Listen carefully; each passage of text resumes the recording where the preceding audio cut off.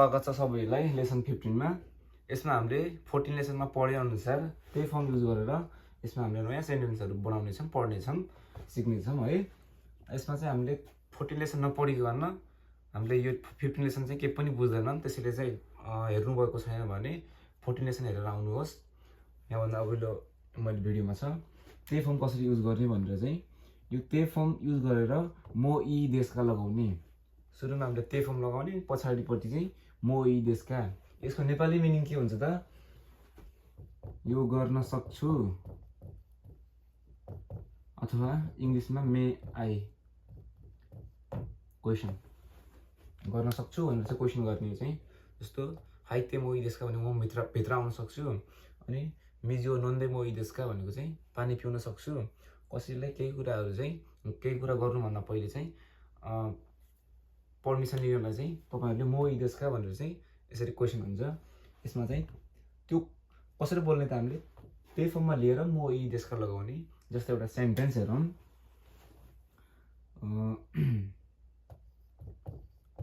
मिजु ओ नोमिमास। यो भनेको के भयो त? मिजु भनेको पानी, ओ नोमिमास पानी पिउँछु। र अब यसलाई पानी पिउन सक्छु भन्दाखेरि कसरी भन्ने त? मिजु ओ नोमिमास भनेको एउटा हाम्रो भर्ब हो। भर्बलाई चाहिँ हामीले त्यही फर्ममा लिने। त्यही फर्ममा कसरी लिने त? हिजो पनि भनेको थिएँ, आज फेरि रिपिट गरौँ। इचिरिते। यो तीनटा इचिरि तीनटा छ भने इचिरिते हुन्छ। अर्को मिनी बिन्दे, यो तीनटामा चाहिँ नदे आधा न दे हुन्छ है। इचिरिते, मिनी बिन्दे, किइते,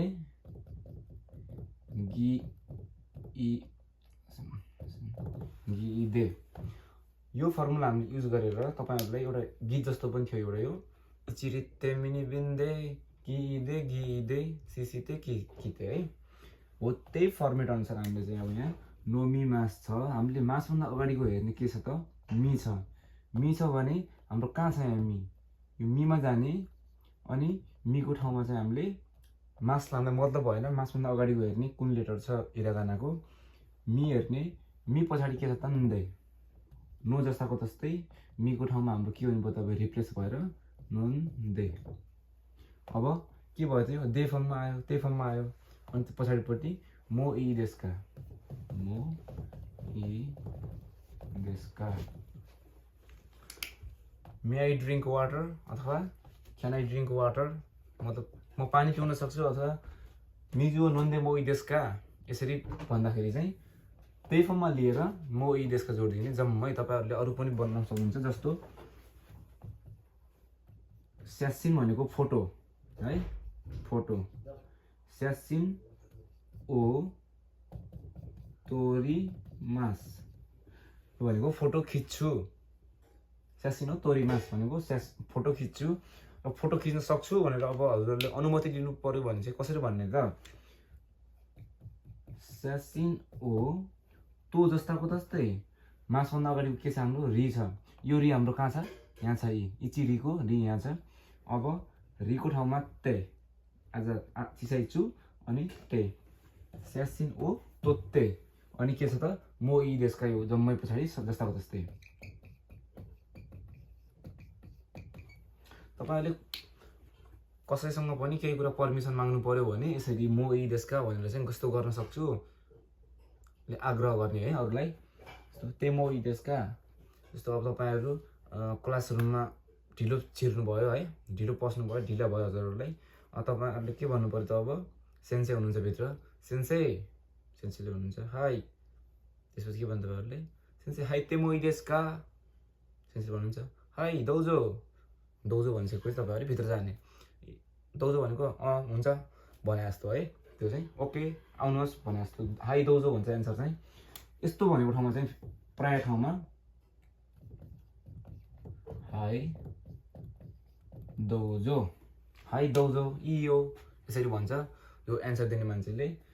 हामीले चाहिँ रिक्वेस्ट गर्ने मान्छेले म यी देशका, ते म यी देशका, अनि एन्सर दिने मान्छेले चाहिँ हाई दौजो इयो यसरी भन्छ हाम्रो एउटा त भयो ते मो इ देशका र अर्को छ हाम्रो ते वा इके मासेन अघि चाहिँ ते मो इ देशका थियो अहिले यहाँ चाहिँ ते वा इके मासेन अघि चाहिँ अनुमति लिने थियो भने अहिले चाहिँ केही कुरा गर्न मनाइ छ यस्तोमा चाहिँ ते वा इके मासेन केही कुरा गर्न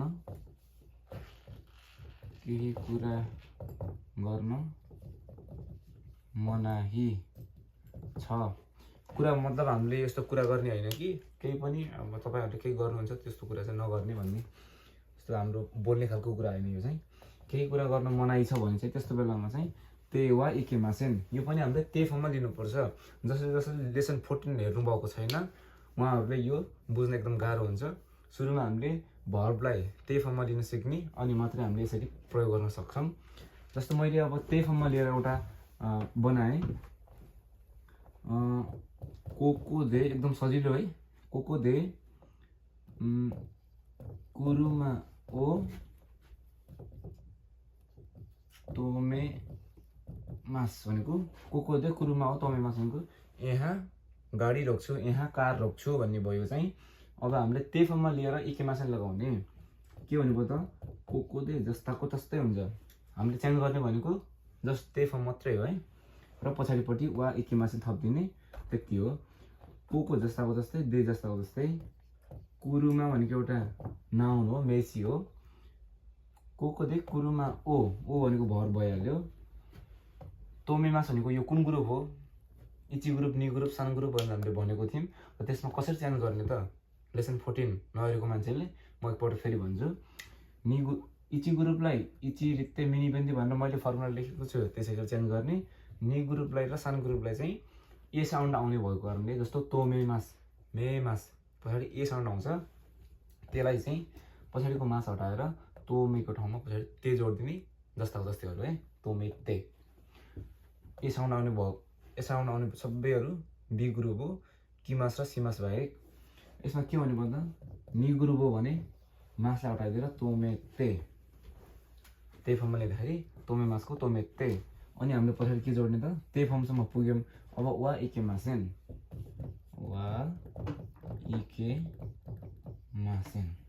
हेर्नु त कति सजिलो भयो है कोको दे कुरुमा तोमेमास भनेको यहाँ गाडी रोक्छु अथवा यहाँ पार्किङ गर्छु तोमेमास भनेको रोक्नु हो मिनिङ चाहिँ अब यसमा के हुने भयो त यसको ठ्याक्कै नेगेटिभ कोको दे कुरुमा ओ तोमेते वा इकेमासेन भनेको यहाँ गर्न मनाइ छ स्ट्रिक्टली प्रोहिबिटेड भन्छ इंग्लिशमा है नेपालीमा चाहिँ अब मनाइ छ भन्ने भइहाल्यो कोको दे कुरुमा ओ तोमेते वा इकेमासेन वा इकेमासेन हाम्रो जस्ताको जस्तै हाम्रो ग्रामेटिकली हो भने त्यो चाहिँ हामीले भर्बलाई चेन्ज गरेर तेमा लिनु पर्यो वा इकेमासेन गर्न मनाइ छ यस्तो गर्न मनाइ छ अर्को चाहिँ कोको दे वाराइमास भनेको हाँस्नु अब यहाँ के भन्नुभयो त मनाइ छ भन्दाखेरि कोको दे वारा इ भनेको हाम्रो इची ग्रुपको इचिरित्ते हो इची ग्रुप हो यो चाहिँ इचिरित्ते त्यसलाई चेन्ज गर्दाखेरि वारात्ते वारा जस्ताको जस्तै इ छ भनेपछि यहाँ ते चिसाइ छु ते मास हामीलाई खान्के नै मतलब भएन कोको दे वारात्ते वा इके मासेन कोको दे वारात्ते वा इके मासेन यहाँ हाँस्न मनाइ छ केही कुरा भइरहेको छ केही मिटिङहरु भइरहेको छ केही कुरा प्रोग्राम छ हैन त्यहाँ सबै शान्त छ सबैले सुनिरहेको छ त्यस्तो बेलामा चाहिँ तपाईहरुले हाँस्न मनाइ छ भन्दाखेरि कोको दे यहाँ वारात्ते वा इके मासेन हाँस्न मनाइ छ अथवा सिजुगानी सित्ते यसको मिनिङ चाहिँ है ठ्याक्कै अब जस्तो शान्त हुनुहोस् नहाँस्नुहोस् भने जस्तो भयो वा इकेमासेन भन्दाखेरि चाहिँ हामीले केही कुरा गर्न मनाइ छ भन्ने कुरा मात्रै युज गर्छौं यो चाहिँ र हामीलाई अगाडि चाहिँ त्यही मोइदेशको भनेको कुनै कुरा अनुमति लिँदाखेरि कुनै कुराहरु गर्नुभन्दा पहिले कसैलाई सोध्दाखेरि आग्रह गर्दाखेरि त्यस्तो बेलामा चाहिँ त्यही मोइदेश र यसमा चाहिँ ते वा इकेमासेन र अर्को छ ते इमास हामीले यो लेसन 14 मा हामीले ते इमास भनेको चाहिँ के भनेर पढेको थियौं जस्तो केही कुरा कन्टिन्यू भइरहेको छ दै तै थै गर्दै खाँदै भन्दै उड्दै हिँड्दै त्यस्तो खालकोमा चाहिँ त्यही इमास भनेर भनेको थियौँ भने यसमा चाहिँ अलिकति यसको फरक मिनिङ छ। जस्तो केही कुरा भइरहेको भन्दा पनि यो कुरा गर्छु भन्दाखेरि चाहिँ जस्तो एउटा इक्जाम्पल दिउँ, वातासी वा केटिएम नि सुमिमास। यो भनेको म चाहिँ काठमाडौँ बस्छु। यो अलिकति ठाउँ भएन है, तलपट्टि लेखेँ मैले। यो चाहिँ वातासी वा केटिएम नि सुमिमास भनेको बस्छु भन्ने भयो। यहाँ अब हामीले पनि त्यही फर्ममा चेन्ज गर्ने र इमास बनाउने। र के हुन्छ त्यो मिनिङ, त्यस्तो फरक मिनिङ चाहिँ जाँदैन, तर त्यही इमास भनेको चाहिँ अलिकति फरक हुन्छ। जस्तो वातासी वा केटिएम नि सुमिमास, मिको के हुन्छ, इचिरित्ते मिनी बिन्दे। यो के भयो त, मी भनेको त्यहाँ आयो होइन, न्दे मिनी बिन्दे। सुमिमास मासभन्दा अगाडि हामीले हेर्ने हो मिनी बिन्दे। मी आयो भने दे हुँदो रहेछ। यस्तो सुमिमासको सुन्दे, अब पछाडि चाहिँ इमास जस्ताको त्यस्तै। तपाईँहरूले भन्नुहोला यो तेको ठाउँमा यहाँ दे कसरी भयो।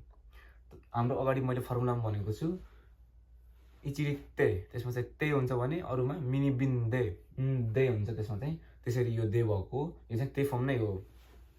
दे फर्म चाहिँ होइन, ते फर्म नै हो, त्यसरी चेन्ज भएको। यो चाहिँ वातासी वा केटिएम नि सुन्दै इमास भनेको काठमाडौँमा बस्दै आएको छु अथवा काठमाडौँमा बस्छु भन्ने जस्तो भयो। यो चाहिँ काठमाडौँमा बस्दै आएको छु। हुन त यो दही जस्तै भयो, तर अलिकति फरक भनेको काठमाडौँमा बस्छु अथवा बस्दै आइरहेको छु, पहिलेदेखि बस्दै आइरहेको छु। यो चाहिँ अलिकति फरक छ। त्योभन्दा चाहिँ सुन्दाखेरि चाहिँ दही नै हुन्छ, केही कुरा कन्टिन्यू भइरहेकै हो। उसले काठमाडौँ छोडेको छैन, काठमाडौँ बस्दै आइरहेको छ, मिनिङ उस्तै हो।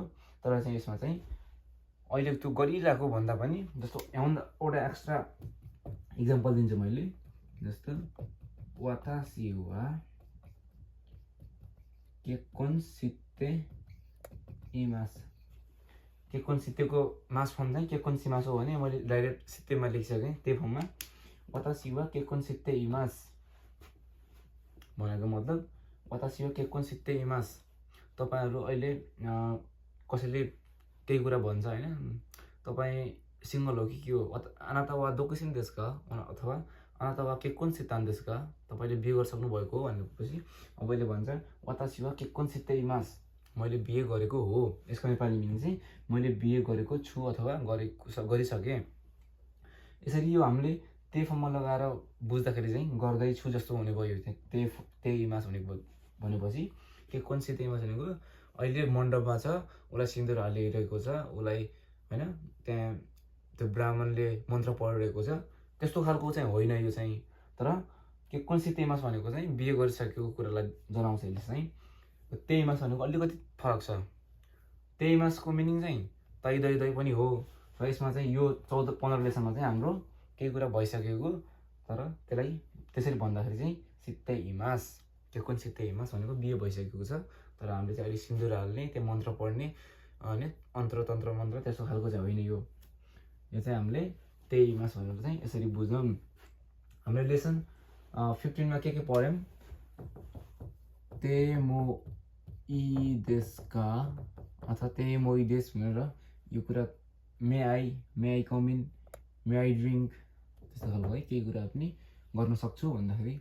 र अर्को छ ते वा इके मासेन भनेको यो गर्न मनाइ छ पढ्यौँ। अर्को ते इमास जो मैले अहिले भनेको छु, वातासी वा केटिएम नि सुन्दै इमास, वातासी वा केक्कोन्सित्ते इमास, यस्तो इक्जाम्पल चाहिँ त्यही इमासको भयो। लेसन 13मा हामीले पढ्नुपर्ने कुराहरू भनेको त्यही नै हो, त्यही वा इकेमासेन, तेमोइदेस र त्यही इमास। हामीले मेनली पढ्नुपर्ने भनेको यो हो। तपाईँहरूले ग्रामर यही नै हो 15 लेसनमा भएको। तपाईँहरूले मिनिङ चाहिँ पढ्न नभुल्नुहोस्। मैले हरेक लेसनमा पनि तपाईँहरूलाई भनिरहेको छु। तपाईँहरूले मिनिङ बुझ्नु भएन भने यसको सेन्टेन्स भन्न खोजेको अर्थ पनि बुझ्नु हुँदैन। त्यसैले चाहिँ मिनिङ जरुरी छ एकदम। र ग्रामेटिकली पनि अब तपाईँहरूले बोल्नलाई यसरी बोल्नु पर्यो। तपाईँले दैनिक जीवनमा त कति कुरा बोल्नुहुन्छ है, कसैलाई रिक्वेस्ट गर्ने कुरा, कसैलाई नगर, यस्तो गर, त्यस्तो गर, खा नखा भन्ने कुरा त थुप्रै छ। त्यो चाहिँ हामीले लेसन वाइज पढ्नेछौँ, तर तपाईँहरूले चाहिँ मिनिङ पढ्नु पर्यो। मिनिङ नपढिकन तपाईँहरूले सेन्टेन्स बुझ्नुहुन्न, भनेको कुरा के हो थाहा हुँदैन। त्यसैले लेसनमा ग्रामेटिकली फर्म जस्तो व्याकरण, बुम्पो होइन र मिनिङ चाहिँ पढ्न एकदम जरुरी छ। यसको मिनिङ नै बुझ्नु भयो भने कसरी बुझ्ने? त्यसैले चाहिँ मिनिङ एकदम इम्पोर्टेन्ट छ। मिनिङ पनि पढ्नुहोस् र ग्रामेटिकली यसरी चेन्ज गर्न सिक्नुहोस्। र हामी लेसन 16 चाहिँ नयाँ भिडियोको साथ फेरि भेट्नेछौँ। तबसम्मको लागि म विच द सायोनारा।